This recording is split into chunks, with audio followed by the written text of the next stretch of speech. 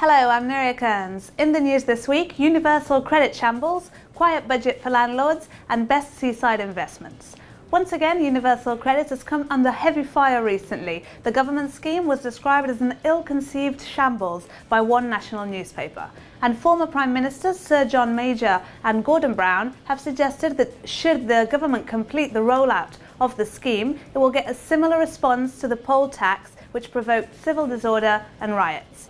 Continued and extensive analysis is showing exactly how flawed the system is. On average, a family on benefits will be £52 worse off per week, and the system is forcing many into significant rent arrears. Research by the RLA shows over two-thirds of landlords who have tenants on universal credit have large chunks of money owed to them by their tenants, with most owing over £2,000. Landlords can apply for the alternative payment arrangement, where rent is paid directly to the landlord. However, this is also not working and takes 2 or more months to set up, adding to their arrears. And this year's budget took place on October 29th, and the Chancellor of the Exchequer was expected to announce a number of changes focused on buy-to-let. Rumours were circulating that landlords could receive capital gains tax relief if they sold a rental home to a sitting tenant who has lived in the property for at least 3 years. The concept had been put forward by the think tank Onward, which indicated further tax changes could take place if its recommendations were followed by the government. It was also suspected that draft legislation originally announced 3 years ago could have been actioned, changing the amount of time that landlords and second homeowners have to pay any capital gains tax liabilities. In fact, this budget was relatively quiet for landlords, who got off comparatively lightly, with the only announcements of any note being around the stamp duty changes. Legacy Director Ian Edwards said that from a landlord perspective, the only major change from the budget was in relation to stamp duty for private homeowners. The small increases in thresholds for first-time buyers will help people join the marketplace. It may even take some individuals out of the rental market, but again, this will only be higher net worth professionals. The budget does little to help the buying marketplace, and so many will stay put. However, the uncertainty and the constant discussions about stamp duty may dampen the property market even further. The simple question in people's mind will be, why move or buy now if the stamp duty implications could be less in 6 months or a year? And property investor, legacy trainer and mentor Dr. David Harwood had this to say.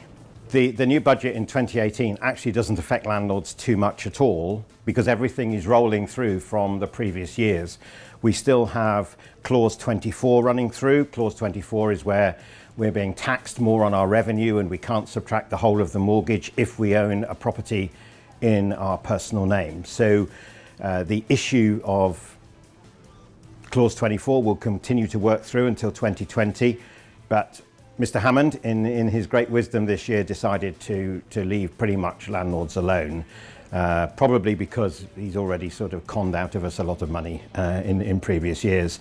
I do think there is a change coming through from the government over time, is that from tax that's coming through in terms of the budget, we're beginning to see more companies being taxed on their revenue rather than their profit, which is a big change.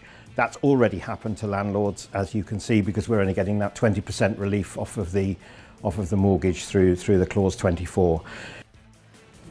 And finally, if you do like to be beside the seaside and want to base your buy-to-let portfolio in a strong performing coastal town, it turns out that Southend-on-Sea, with its famous Golden Mile, is the place to invest, according to recent research by independent mortgage broker Private Finance, with yields of 6.6% and potential annual income of over £23,000. Despite the seaside town taking the top spot, the remaining top 10 in this poll was taken by major cities, including Manchester, 3 London boroughs, Nottingham and Coventry.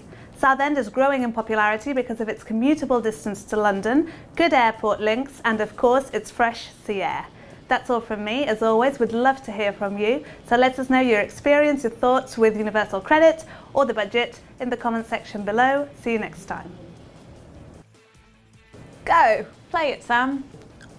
Recording. Am I in the right spot? And takes 2 to more months, 2 to more? Right, piece 2, Chancellor of Exchequer of what? The concept. Benefits, sorry editor. I'm not reading this right. Mentor, I'll do that again. See you next time. cut. Yeah? It still makes sense, right?